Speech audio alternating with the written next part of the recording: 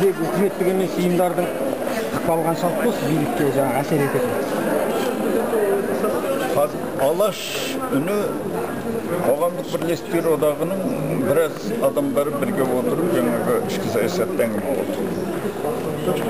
Ал жалпы ықпалы шешімдерге әсер етуге ықпалы қазір жылдан жылға артып келе жатыр. Мысалы айтқанда биылғы жылы бүкіл департамент әкімшілікте келіп үкіметтік емес ұйымдардың комиссиясының алдында отчет жасады. Міне осы арада үкіметтік емес ұйымдар барлығы, оның ішінде дәрігер де бар, оның ішінде мұғалім де бар, оның ішінде ғалым да бар, өздерінің пікірлерін бұларда үлкен өзгерістер жүргізіп жатыр. Міне бұл арада енді ықпал болған уақытта міне осы бір сәттерде ықпал ете алады деп айтуға болады. Содан кейін қай кезде болмасын, жаңа комиссия егер өз міндетін жақсы атқаратын болса, тыңдауға әкімшілік бар.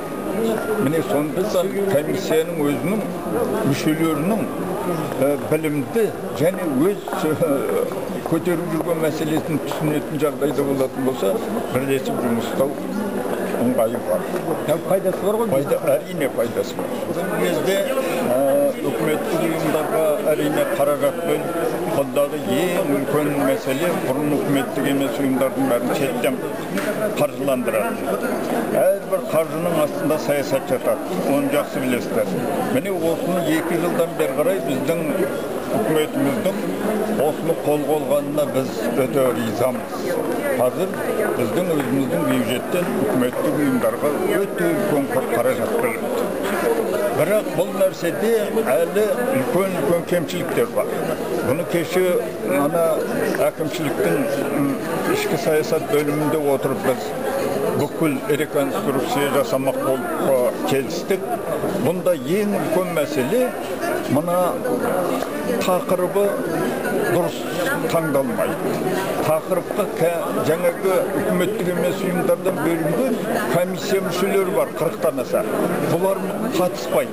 Міне осыған біз бірінші мәселе қылып, ол тақырыптың мазмұнын жөндеу, және үкіметтік емес жаңағы ұйымдардың комиссия мүшелері міндетті түрде қатысу. Содан кейін эксперт советін құратын болдық. Эксперт советінде міндетті түрде мына талқыланған тақырып талқыланумен болса, алынған результат қараланатын болды. Екінші мәселе тендер мәселесі. Міне бүгінге дейін ең бұрын жасады деген тендер май айында береді. Сонда мына 5 айды қайда сыйдырады бұлар? Міне бұл барып жаңағы ненің сапасын төмендетеді, жасалатын жұмыстың. Көрдіңіз, 5 ай бойы түктеу жасалын, қалған 5 айда жанталасы багилер міне осындай жағдай.